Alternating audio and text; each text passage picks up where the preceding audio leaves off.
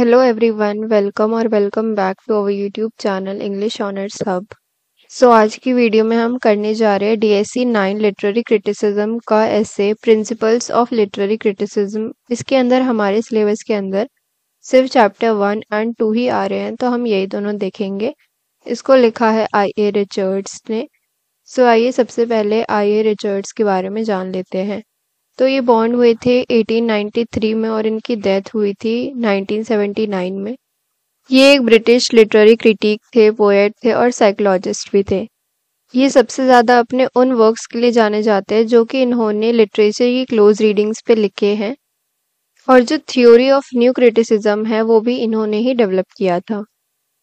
Richards का जो work था न्यू क्रिटिसिज्म के ऊपर, इसका बहुत इन्फ्लुएंस पड़ा लिटरेरी स्टडीज़ पे मिड 20th सेंचुरी के दौरान।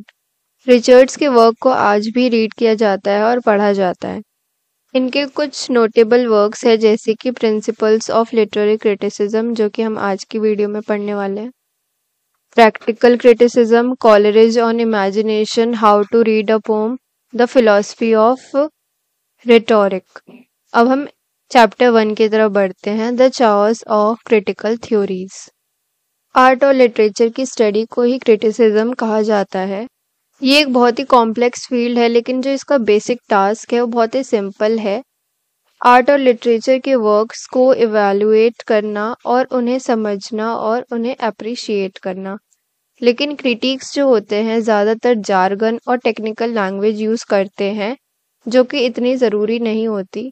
क्रिटिसिज्म स्ट्रेट फॉरवर्ड तरीके से लिखा जाना चाहिए ताकि ये इतना ही इंजॉयबल लगे पढ़ने में जितना कि एक पोम या फिर जो हम पिक्चर देखते हैं तो हमें इंजॉयबल लगता है, उतना ही क्रिटिसिज्म पढ़ने में भी इंजॉयबल लगे। फिर आगे ऑथर ये कहते हैं कि क्रिटिसिज्म का जो मेन टास्क था वो कंप्लीट नहीं हो पाया है, क्योंकि जो क्रिटिक्स होते हैं वो ज़्यादातर अपने टेक्स्ट में बहुत ज़्यादा जार्गन और टेक्निकलिटीज़ का इस्तेमाल करते हैं, जिसकी वजह से जो बेसिक टास्क होता है क्रिटिसिज्म का, आर्ट और लिटरेचर को अप्रिशिएट करने का और उसको समझने का, वो कंप्लीट नहीं हो पाता। ऑथर के मुताबिक ज़्यादातर लिटरेरी क्रिटिसिज्म इतने अच्छे नहीं होते। इसके अंदर सिर्फ ओपिनियंस, गेसेस, स्पेकुलेशंस ही देखने को मिलते हैं rather than knowledge and understanding. ऐसा इसीलिए क्योंकि क्रिटिसिज्म जो है वो ज़्यादातर जार्गन और टेक्निकलिटीज़ पे फोकस करते हैं, ना कि स्ट्रेट फॉरवर्ड लिखते हैं। बहुत सारे फेमस लिटरेरी क्रिटिक्स ने कुछ ऐसी चीज़ें कही हैं जो कि सुनने में तो इम्प्रेसिव लगता है, बट वो किसी भी काम का नहीं होता है। फॉर एग्जाम्पल, एरिस्टोटल ने कहा है कि all man naturally receive pleasure from imitation. मतलब कि एरिस्टोटल ने कहा है कि ज़्यादातर सभी मैन को इमिटेशन से प्लेजर मिलता है। इमिटेशन यानी कॉपी करना, बट इसका कोई मीनिंग नहीं निकलता है। इसी तरीके से लॉन्गिनस ने कहा है कि poetry is chiefly conversant about general truth. मतलब कि पोएट्री के अंदर सिर्फ हमें ट्रुथ देखने को मिलता है, बट ऐसा कुछ है नहीं, क्योंकि पोएट्री में कभी कभार कुछ ऐसी चीज़ें लिखी होती है जो कि इमेजिनेटिव होती है और उनका ट्रुथ से बिल्कुल कोई रिश्ता नहीं होता। फिर आगे ऑथर कहते हैं कि ज़्यादातर क्रिटिकल थ्योरी मीनिंगलेस स्टेटमेंट से भरी होती है। ऐसा इसीलिए क्योंकि क्रिटिसिज्म जो है वो ज़्यादा फोकस करते हैं जार्गन और टेक्निकलिटीज़ पे। अब आगे वो वैल्यू ऑफ आर्ट के बारे में बात करते हैं। वो कहते हैं कि जो बेस्ट लिटरेरी क्रिटिक्स होते हैं वो भी एक बेसिक क्वेश्चन का आंसर नहीं कर पाए हैं। वो क्वेश्चन ये है कि वैल्यू ऑफ आर्ट क्या होती है। वो बस वॉग और मीनिंगलेस स्टेटमेंट्स ही देते रहते हैं। यूजफुल स्टेटमेंट्स देने के लिए क्रिटिसिज्म्स को क्लियर एक्सप्लेनेशन देना पड़ेगा कि वैल्यू ऑफ आर्ट होती क्या है। बिना इसके जो बेस्ट क्रिटिक्स है वो भी अपने चमक खो बैठेंगे। ऑथर ये कहते हैं कि जितना कोई ऑब्जेक्ट सिंपल होता है उतने ही उसके साथ वेरियस रिस्पॉन्सेस जुड़े होते हैं। मतलब कि अगर कोई सिंपल सी चीज़ है, कोई भी वर्ड है, जैसे फॉर एग्जांपल नाइट वर्ड है, तो नाइट वर्ड सुन के अलग अलग लोगों के दिमाग में अलग अलग थॉट्स आएंगे और फीलिंग्स आएंगी। कोई नाइट के बारे में सोचेगा, अंधेरे से रिलेटेड कुछ सोचेगा, कोई कुछ और सोचेगा। बट अगर इसी वर्ड को हम किसी सेंटेंस में डाल दें, जैसे कि the night was dark and stormy, तो जो रिस्पॉन्सेज होंगे वो कम हो जाएंगे। ज़्यादातर लोग यही सोचेंगे रात अंधेरी है और स्टॉर्मी है, तो इससे क्या होगा कि रिस्पॉन्सेज नैरो हो जाएंगे।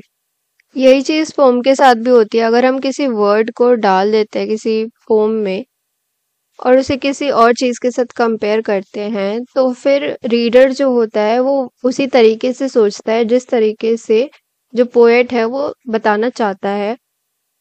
यहीं पे चैप्टर 1 खत्म होता है। अब चैप्टर 2, ऑथर कहते हैं कि जो एस्थेटिक्स होते हैं वो ज़्यादातर फोकस करते हैं अपीयरेंस पे और इमोशनल इम्पैक्ट पे आर्ट के, ना कि वैल्यू ऑफ आर्ट पे। ये एक प्रॉब्लम है क्योंकि इसी की वजह से आर्ट एम्प्टी और मीनिंगलेस स्टेटमेंट्स प्रोड्यूस करती है।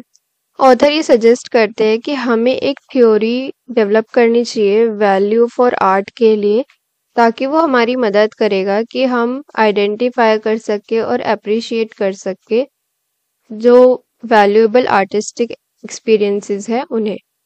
अब आगे वो एक एग्जाम्पल के थ्रू कुछ समझाना चाहते हैं। तो वो बोलते हैं कि इमेजिन करो कि हम एक पेंटिंग की तरफ देख रहे हैं, तो हमें बहुत सारे इमोशंस फील होंगे, जैसे कि हैप्पीनेस, सैडनेस, एंगर और कुछ भी हो सकता है। और हम अगर पेंटिंग के कंपोजिशन के बारे में भी सोच सकते हैं, जैसे कलर्स एंड सब्जेक्ट मैटर वगैरह। बट मॉडर्न एस्थेटिक्स के मुताबिक एक पेंटिंग की तरफ देखने के बाद हमें कुछ ऐसा फील होता है, एक ऐसा एस्थेटिक एक्सपीरियंस मिलता है जो कि इमोशंस और थॉट से भी बहुत ऊपर बढ़ के है। लेकिन ऑथर के मुताबिक ये अजम्पशन रॉन्ग है। वो कहते हैं कि स्पेशल एस्थेटिक एक्सपीरियंस जैसी कोई चीज़ होती ही नहीं है। उनका ये मानना है कि एस्थेटिक एक्सपीरियंस तो कॉम्बिनेशन हमारे इमोशंस और थॉट्स का। वो ये सजेस्ट करते हैं कि हमें एस्थेटिक मोड या एस्थेटिक एक्सपीरियंस जैसी चीज़ों को अबेंडन कर देना चाहिए, ख़त्म कर देना चाहिए, और हमें फोकस करना चाहिए अपने ऑर्डिनरी इमोशंस पे और थॉट्स पे। अब वो आगे एक और एग्जांपल देते हैं। इमेजिन करो कि हम गुड फूड के कॉन्सेप्ट को डिफाइन करना चाहते हैं। तो एक अप्रोच तो ये हो सकता है कि हम यूनिक सेट ऑफ फीचर्स ढूंढ ले जो कि कॉमन है सभी गुड फूड में। जैसे कि हम कह सकते हैं कि गुड फूड हमेशा फ्रेश होता है, न्यूट्रियस होता है और डिलीशियस होता है। बट ये अप्रोच गलत है क्योंकि बहुत सारे टाइप्स के गुड फूड होते हैं और सभी के अंदर ये सारे फीचर्स नहीं होते, जैसे न्यूट्रियस, डिलीशियस वगैरह। जैसे कि एक फ्रेश सैलेड और डिलीशियस चॉकलेट केक, ये दोनों गुड फूड है, बट फ्रेशनेस, न्यूट्रिशनल वैल्यू और टेस्ट के टर्म्स में ये दोनों डिफरेंट हैं। तो एक बेटर अप्रोच यही है गुड फूड के कॉन्सेप्ट को डिफाइन करने का, वो है कि हम वैल्यू पे फोकस करें कि फूड से जुड़ी हुई क्या क्या वैल्यूज़ है। जैसे कि आप खुद सोचो, हम फूड की इतनी वैल्यू क्यों करते हैं? क्योंकि ये हमें नरिश करता है, हमें टेस्ट पहुंचाता है और हमें साथ में लेके आता है। लोग खाने की वजह से तो लोग साथ में बैठते हैं, खाते हैं।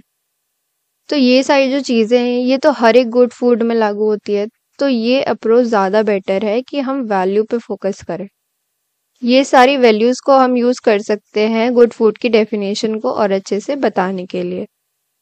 ऑथर कहते हैं कि हम सिमिलर अप्रोच यूज़ कर सकते हैं एस्थेटिक एक्सपीरियंस को डिफाइन करने के लिए।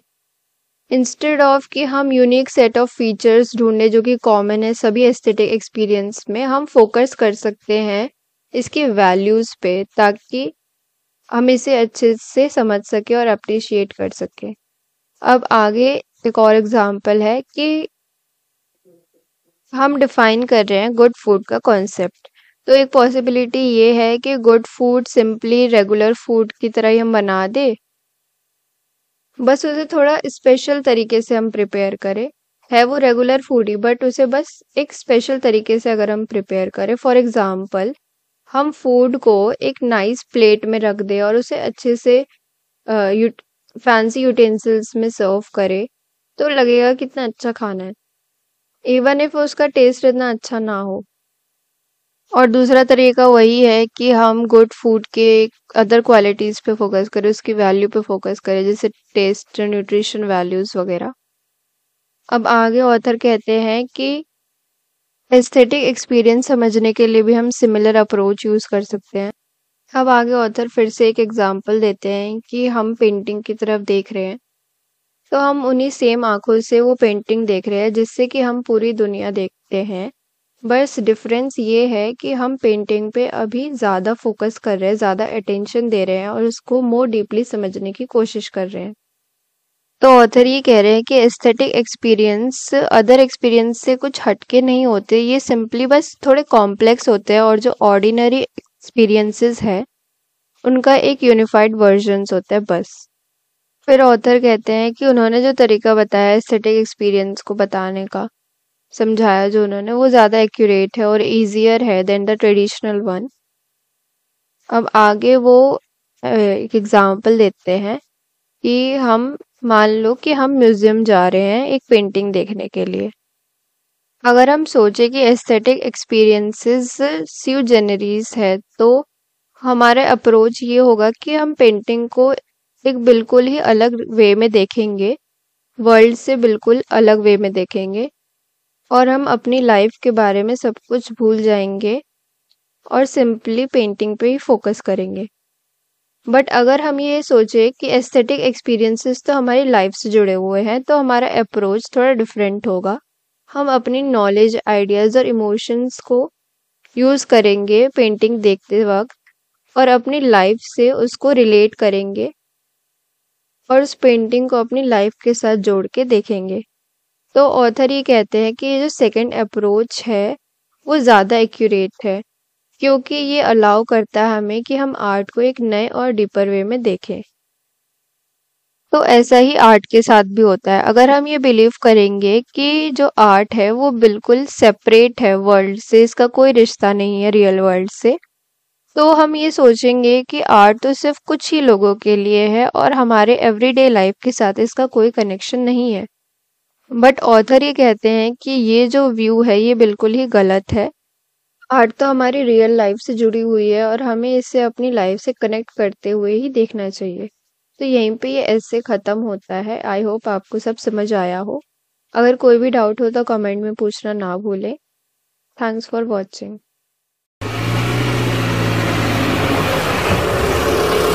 खत्म। Bye bye, tata, good bye.